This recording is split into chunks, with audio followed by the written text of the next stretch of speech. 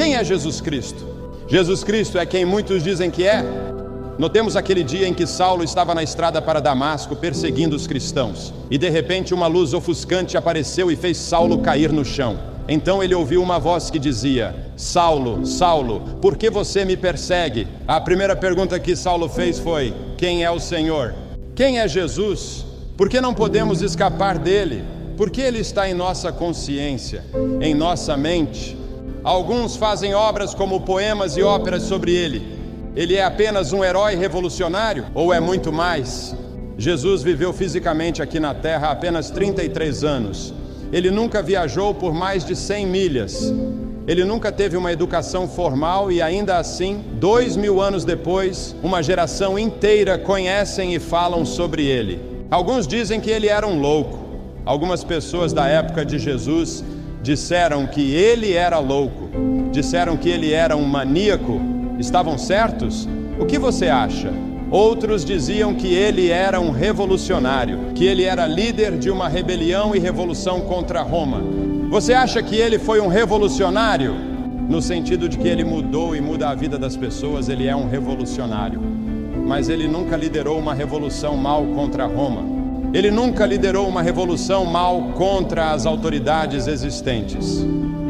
Alguns pensavam que ele estava liderando uma rebelião, mas quando se deram conta ou descobriram que na verdade ele estava em uma missão espiritual, já havia se consumado. Jesus foi um fundador? Jesus Cristo não fundou um reino terreno.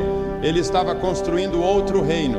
Ele estava construindo um reino eterno. Algumas pessoas até dizem que Jesus era o primeiro hippie, porque pensam que ele tinha cabelo comprido e andava com seus discípulos em uma comunidade.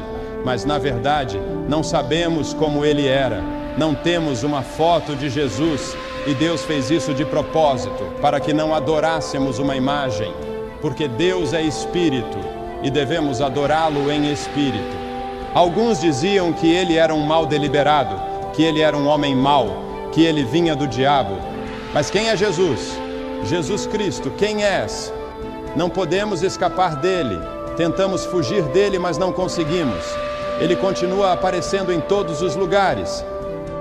Os maiores filósofos e historiadores escreveram sobre ele.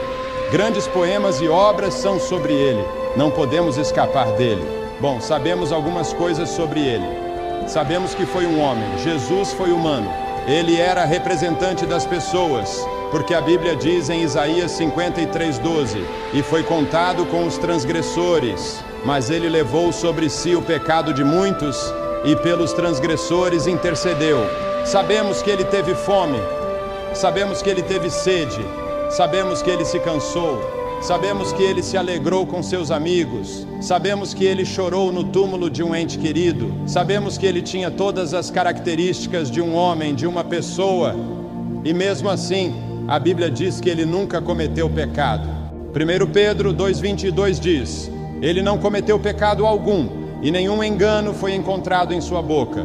E na verdade, ele até disse que nunca havia cometido pecado. João 8:46 diz: qual de vocês pode provar que eu tenho algum pecado? Se digo a verdade, porque não creem em mim. E eles não podiam dizer nada a Jesus. Todos nós somos pecadores, mas é inspirador para nós que Jesus, quando foi homem, também foi tentado de todas as maneiras. Viveu 33 anos como pessoa e passou por todas as tentações que passamos. E não há provação ou tentação que Jesus não tenha passado antes de nós. E ele resistiu e venceu tudo. Ele passou por todas as tentações porque estava encarnado como um homem, como uma pessoa, como nós. Mas na verdade ele era mais do que isso. Ele afirmava ser o Filho unigênito encarnado de Deus. Na verdade, ele alegou pré-existência. As Escrituras dizem que no princípio Jesus era o Verbo, e o Verbo estava com Deus, e o Verbo era Deus. Antes do início dos tempos ele já existia. Jesus disse: antes de Abraão existir, eu sou. Com isso, Jesus nos revelou que era o próprio Deus e que sua existência é eterna. Não é de desacreditar que os fariseus tenham ficado com raiva. Não é de desacreditar que eles tenham conspirado contra ele. não é de desacreditar que eles tenham tentado matá-lo, e não é de desacreditar que eles eventualmente tenham o crucificado, pois ele se levantou e disse: eu sou Deus. Foi Jesus quem nos reivindicou como filhos do Deus vivo. Certa vez Pedro disse: tu és o Cristo, o Filho do Deus vivo. E Jesus respondeu: bem-aventurado és tu, Simão Barjonas, porque isso não veio de você mesmo, mas foi revelado a você pelo próprio Deus. Jesus Cristo afirmou ser o Filho do Deus vivo porque estava encarnado como uma pessoa, mas ao mesmo tempo era e é o Deus vivo, que de eternidade a eternidade é Deus.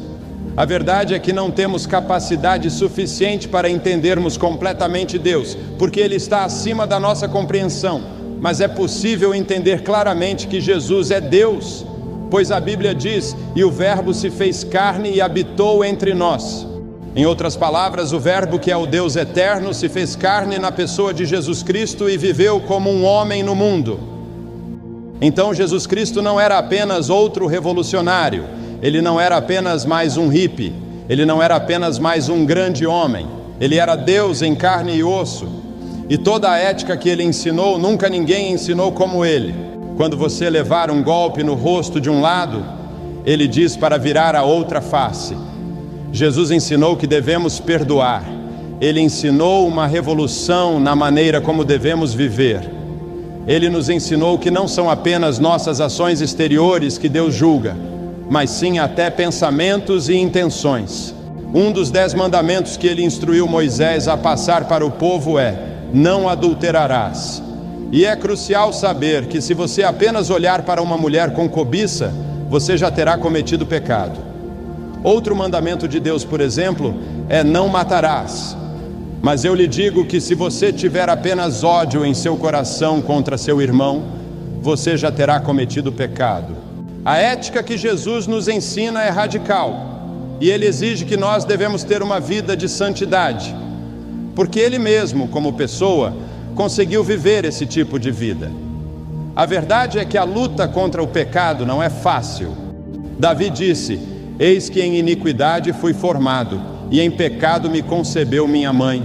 Jesus disse em Mateus 15:19: porque do coração procedem os maus pensamentos, mortes, adultérios, fornicação, furtos, falsos testemunhos e blasfêmias.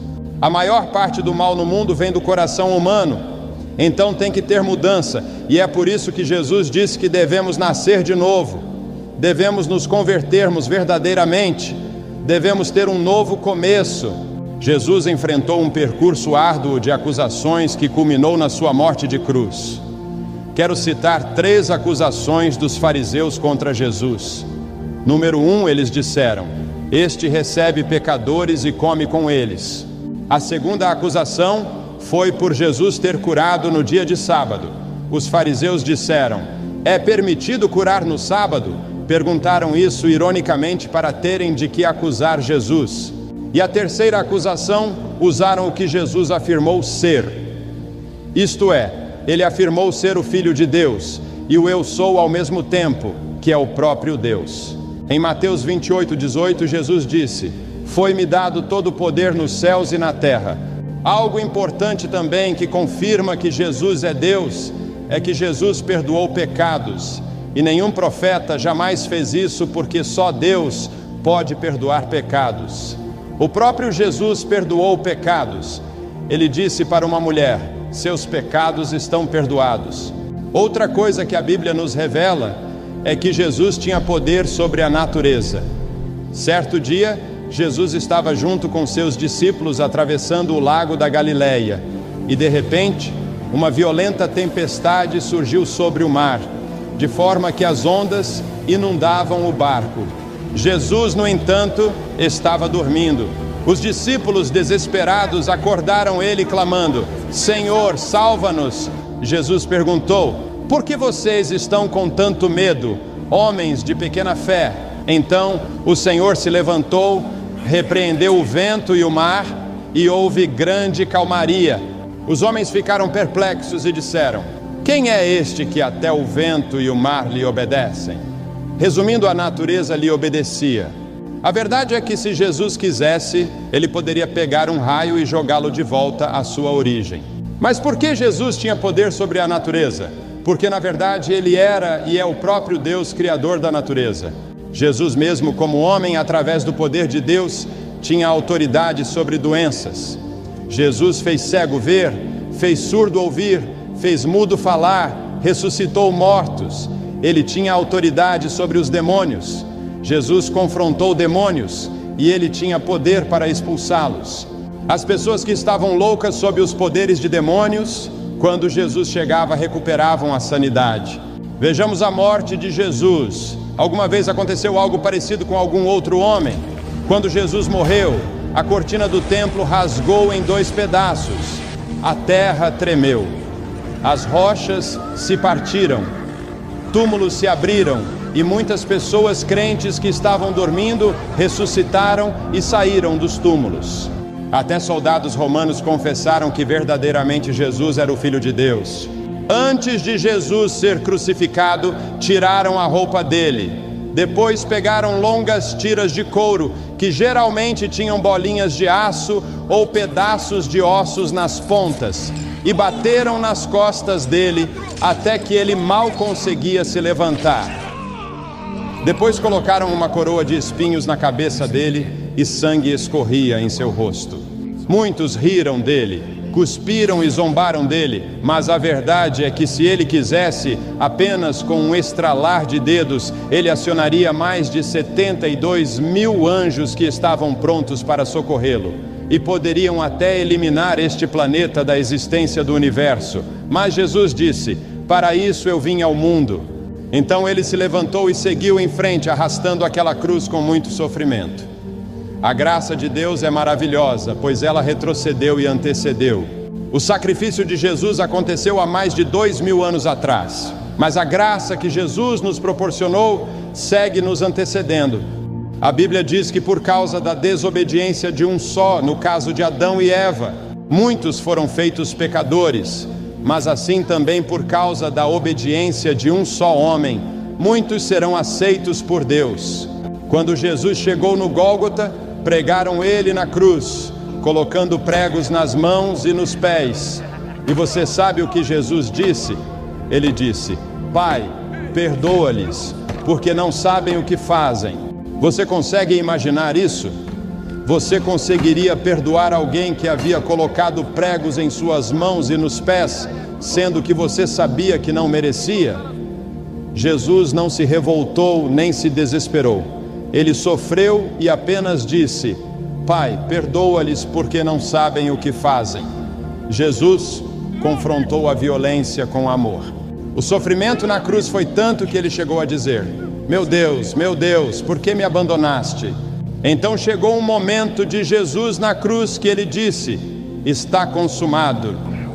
Que o mesmo em outras palavras é: o plano de salvação está concluído. Só recebemos perdão de Deus hoje porque Jesus completou o plano divino de salvação para as pessoas. Jesus conhece cada um de nós. Entre tantas pessoas que existem no universo, Ele sabe exatamente quem é cada um de nós. E quando Ele estava naquela cruz, Ele pensou em nós com amor, mesmo sem nem ainda existirmos fisicamente.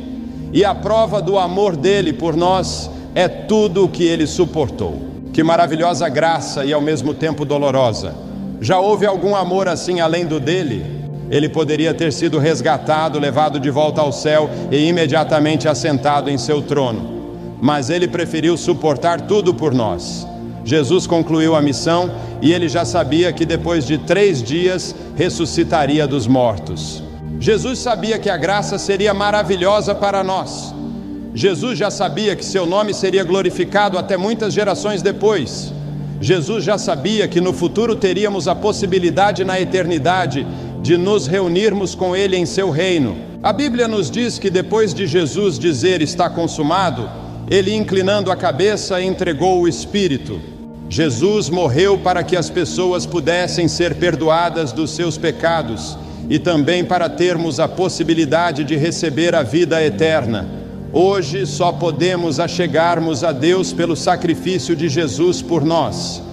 Então o colocaram em uma tumba, e a ressurreição de Cristo foi a maior prova da divindade de Jesus e do Evangelho. Jesus Cristo está vivo. No domingo bem cedo, quando Maria Madalena e a outra Maria foram ao túmulo, elas ouviram a maior notícia que o mundo já conheceu. Ele não está aqui, ele ressuscitou, ele está vivo. A ressurreição de Jesus motivou os discípulos a irem por todo o mundo, anunciando que Jesus havia ressuscitado.